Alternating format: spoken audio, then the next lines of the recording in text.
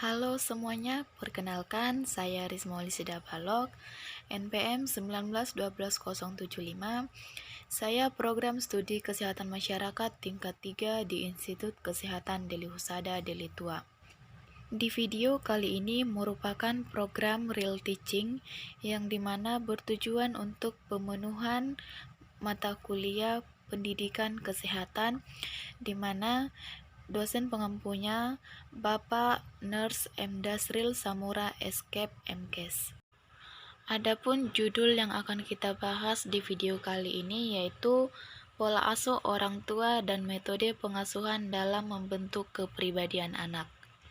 Sebelum kita masuk ke pola asuh, hal yang harus pertama kita ketahui yaitu keluarga. Apa itu keluarga? Menurut Depkes Republik Indonesia 1998, keluarga adalah unit terkecil dari masyarakat yang terdiri atas kepala keluarga dan beberapa orang yang berkumpul dan tinggal di bawah suatu atap dalam keadaan saling ketergantungan, di mana keluargalah yang memberikan pendidikan yang pertama dari yang utama yang sangat diperlukan dalam membentuk kepribadian seorang anak, terutama orang tua. Orang tua mendidik karakter anak melalui pengasuhan yang baik dengan mencontohkan perilaku dan pembiasaan, pemberian penjelasan atas tindakan, penerapan standar yang tinggi dan realitas bagi anak, dan melibatkan anak dalam mengambil keputusan. Sehingga perlakuan orang tua kepada anak sejak masa kecil akan berdampak kepada perkembangan sosial moralnya di masa dewasanya. Perkembangan sosial moral inilah yang akan membentuk watak sifat dan sikap anak kelak, meskipun ada beberapa faktor lain yang berpengaruh dalam pembentukan sikap anak yang tercermin dalam karakter yang dimilikinya. Dan hasil pendidikan karakter dalam keluarga menunjukkan bahwa anak-anak yang tumbuh dalam keluarga lengkap merasa lebih terpenuhi kasih sayangnya, jumlah anak yang bermasalah lebih sedikit, serta anak-anak menjadi lebih penurut. Selanjutnya yaitu definisi pola asuh. Istilah pola asuh orang tua yaitu menggambarkan interaksi orang tua dan anak-anak yang di dalamnya orang tua mengekspresikan sikap-sikap atau perilaku, nilai-nilai, minat dan harapan-harapannya dalam mengasuh dan memenuhi kebutuhan anak-anaknya. Di mana definisi pola asuh yang lebih mudah dipahami yaitu cara seorang ayah dan ibu dalam memberikan kasih sayang dan cara mengasuh yang mempunyai pengaruh besar bagaimana anak melihat dirinya dan lingkungannya. Dan dalam memberikan pengasuhan dan pendidikan kepada anak, setiap keluarga memiliki pola asuh yang tidak sama antara satu keluarga dengan keluarga lainnya. Di mana dalam buku Psikologi Remaja bahwa pola asuh orang tua adalah sikap dan cara orang tua dalam mempersiapkan anggota keluarga yang lebih muda, termasuk anak, supaya dapat mengambil keputusan sendiri dan bertindak sendiri, sehingga mengalami perubahan dari keadaan bergantung kepada orang tua menjadi berdiri sendiri dan bertanggung jawab bagi diri sendiri. Berikutnya yaitu jenis-jenis pola asuh orang tua. Jenis pola asuh yang digunakan oleh orang tua kepada anak menjadi faktor utama yang menentukan potensi dan karakter seorang anak. Ada banyak jenis pola asuh yang sering menjadi pedoman untuk mencetak generasi paripurna untuk diandalkan bagi kemajuan bangsa ke depan. Adapun jenis pola asuh orang tua ini masing-masing memiliki karakteristik dan ciri khas yang berbeda-beda. Jenis-jenis pola asuh orang tua ini terbagi menjadi 3, yaitu yang pertama pola asuh otoriter, yang kedua pola asuh demokratis, yang ketiga pola asuh permisif. Yang pertama yaitu pola asuh otoriter, di mana dalam pola asuh ini pemimpin menentukan semua kebijakan, langkah dan tugas yang harus dijalankan. Yang dimaksud dengan pemimpin dalam pola asuh ini yaitu orang tua. Sebagaimana diketahui, Pola asuh otoriter mencerminkan sikap orang tua yang bertindak keras dan cenderung diskriminatif. Hal ini ditandai dengan tekanan anak untuk patuh kepada semua perintah dan keinginan orang tua. Kontrol yang sangat ketat terhadap tingkah laku anak kurang mendapatkan kepercayaan diri dari orang tua, dan anak sering mendapatkan hukuman. Dan pola asuh otoriter ini ditandai dengan cara mengasuh anak-anak dengan aturan yang ketat, sering sekali memaksa anak untuk berperilaku seperti dirinya, orang tua. Kebebasan untuk bertindak atas nama diri sendiri dibatasin, anak jarang diajak berkomunikasi dan mengobrol, bercerita, bertukar pikiran dengan orang tua, di mana orang tua malah menganggap bahwa semua sikap yang dilakukannya itu sudah benar. Dan studi menyatakan anak-anak yang tinggal dengan orang tua otoriter mengembangkan tanggung jawab kurang karena orang tua mereka membuat semua keputusan mereka untuk mereka, dan dengan demikian anak-anak datang untuk bergantung kepada orang tua mereka untuk hampir segalanya. Yang kedua yaitu pola asuh demokratis. Pola asuh demokratis ditandai dengan adanya pengakuan orang tua terhadap kemampuan anak. Anak diberi kesempatan untuk tidak bergantung kepada orang tua. Dan di sini sedikit memberikan kebebasan kepada anak untuk memilih apa yang terbaik bagi dirinya. Anak didengarkan pendapatnya, dilibatkan dalam pembicaraan, terutama yang menyangkut dengan kehidupan anak itu sendiri. Anak diberi kesempatan untuk mengembangkan kontrol internal, sehingga sedikit demi sedikit berlatih untuk bertanggung jawab kepada diri sendiri. Yang ketiga yaitu pola asuh permisif, di mana pola asuh permisif ini adalah membiarkan anak bertindak sesuai dengan keinginannya.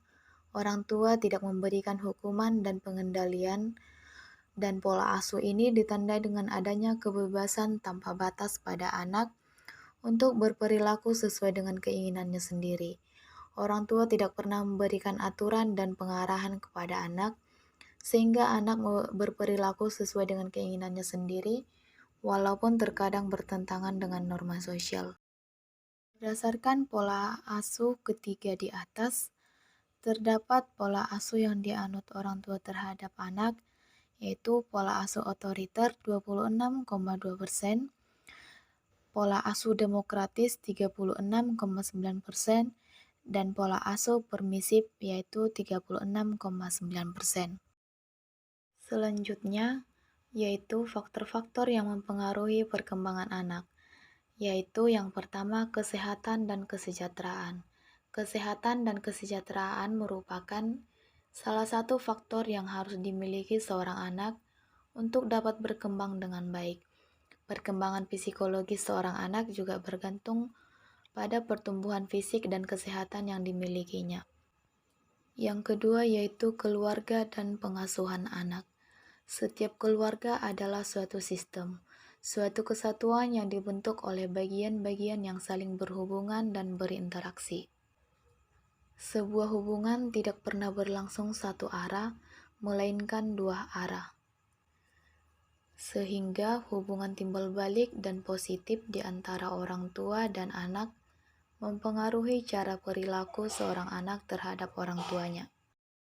Setiap orang tua tentu berusaha untuk memberikan yang terbaik untuk anaknya. Tetapi, kadang orang tua tidak menyadari pola pengasuhan yang dilakukan sebenarnya keliru dan berdampak negatif terhadap anak. Beberapa kesalahan pola asuh yang sering dilakukan orang tua menurut para psikolog yaitu: yang pertama, memberi banyak pilihan. Kebanyakan orang tua yang mengira anak-anaknya seharusnya punya pilihan yang tak terbatas, padahal kenyataannya hal ini bisa membuat anak kewalahan dengan begitu banyaknya pilihan. Yang kedua yaitu banyak memuji. Tak sedikit anak-anak yang sudah kecanduan pujian. Mereka malas melakukan sesuatu kecuali dengan adanya imbalannya. Yang ketiga yaitu berusaha membuat anak gembira. Seorang anak seharusnya dibiarkan untuk belajar bagaimana membuat dirinya gembira.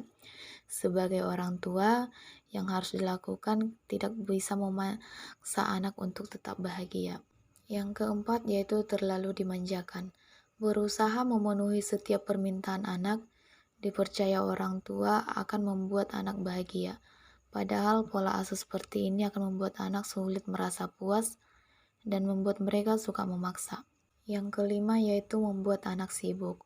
Orang tua kebanyakan mengira bahwa aktivitas akan menjauhkan anak dari masalah. Faktanya, anak yang terlalu sibuk selain kelelahan juga bisa membuatnya jadi korban bulian.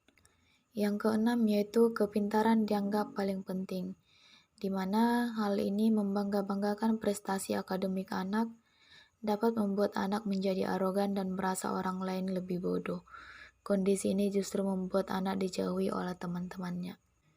Yang ketujuh yaitu menyembunyikan topik sensitif seperti seks. Kebanyakan orang tua takut membicarakan soal seks dan percaya bahwa menghindari diskusi ini dengan anak-anak mereka bisa membuat anak terhindar dari perilaku seksual tidak pantas. Padahal topik tentang pendidikan seks bisa dimulai sejak dini dan disesuaikan dengan pemahaman anak. Yang kedelapan yaitu terlalu sering mengkritik. Anak yang orang tuanya terlalu sering mengkritik akan tumbuh menjadi anak yang kurang percaya diri atau menuntut kesempurnaan dalam segala hal. Saat ia melakukan kesalahan, mereka merasa tidak berguna dan marah. 9. Membebaskan anak nonton TV atau main gadget. Batasi waktu Anda menatap layar elektronik, entah itu televisi, ponsel, atau gadget lain. Bahkan seharusnya anak tidak diperkenalkan dengan gadget sebelum mereka berusia di atas 2 tahun. Yang ke-10 yaitu terlalu melindungi anak. Naluri orang tua adalah melindungi anak, tetapi bukan berarti anak harus dipagari dari kesusahan. Perilaku negatif anak akibat kesalahan pola asuh orang tua. Banyak hal yang bisa mempengaruhi perilaku anak di masa depan. Salah satunya ialah faktor pengasuhan, di mana faktor pengasuhan menjadi hal yang sangat krusial karena berkaitan erat dengan stimulasi perilaku, dan setiap orang tua hendaknya berkaca pada cara mengasuh anak. Dan salah satu aspek yang bisa menjadi tanda keberhasilan pengasuhan orang tua ialah perilaku anak itu sendiri dalam kesehariannya. Ada beberapa perilaku anak yang menandakan pola asuh orang tua masih keliru, yaitu yang pertama, sering menangis dan mudah tersinggung. Yang kedua, terlalu sering berbohong. Yang ketiga yaitu self-esteem rendah ataupun rasa percaya diri rendah. Yang keempat, sering ketakutan. Yang kelima, merasa iri hati dan tidak bisa bangkit dari dirinya sendiri.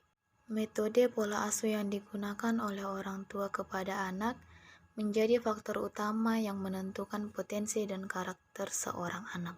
Adapun metode dalam pendidikan dan pengasuhan anak yang pertama yaitu dengan pendidikan keteladanan, di mana keteladanan dalam pendidikan merupakan metode yang berpengaruh dan terbukti paling berhasil dalam mempersiapkan dan membentuk aspek moral, spiritual, dan aspek sosial anak. Mengingat pendidikan adalah seorang figur terbaik dalam pandangan anak yang tindak tanduk dan sopan santunnya, disadari atau tidak, akan ditiru oleh mereka. Bahkan bentuk perkataan, perbuatan, dan tindakan tanduknya akan senantiasa tertanam dalam kepribadian anak. Oleh karena itu, masalah keteladanan menjadi faktor penting dalam menentukan baik buruknya seorang anak. Yang kedua yaitu pendidikan dengan kebiasaan. Kebiasaan adalah cara bertindak atau berbuat seragam. Pembentukan kebiasaan ini yaitu melalui dua cara, yaitu yang pertama dengan cara pengulangan dan yang kedua dengan disengaja dan direncanakan.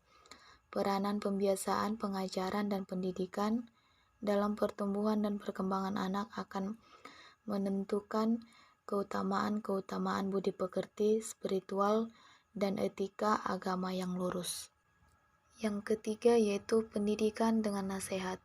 Metode pendidikan dengan nasihat memiliki pengaruh yang cukup besar dalam membuka mata anak-anak serta kesadaran akan hakikat sesuatu, mendorong mereka menuju harkat dan martabat yang luhur, menghiasinya dengan akhlak yang mulia, serta membekalinya dengan prinsip-prinsip yang dianut.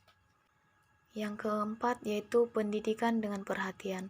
Pendidikan dengan perhatian adalah senantiasa mencurahkan perhatian penuh dan mengikuti perkembangan aspek akidah dan akhlak anak, mengawasi dan memperhatikan kesiapan mental dan akhlak, di samping selalu bertanya tentang situasi pendidikan jasmani dan kemampuan ilmiahnya. Yang kelima yaitu pendidikan dengan hukuman ataupun sanksi, di mana dengan menggunakan metode ini, anak akan merasa bahwa tujuan pendidikan memberikan hukuman bertujuan untuk mendidik dan memperbaiki kekeliruan anak, merasa sempit jiwanya, dan menyimpang akhlaknya. Pendekatan hukuman yang dinilai memiliki kelebihan apabila dijalankan dengan benar. Baiklah teman-teman, cukup sekian yang bisa saya paparkan. Semoga bermanfaat dan saya ucapkan terima kasih.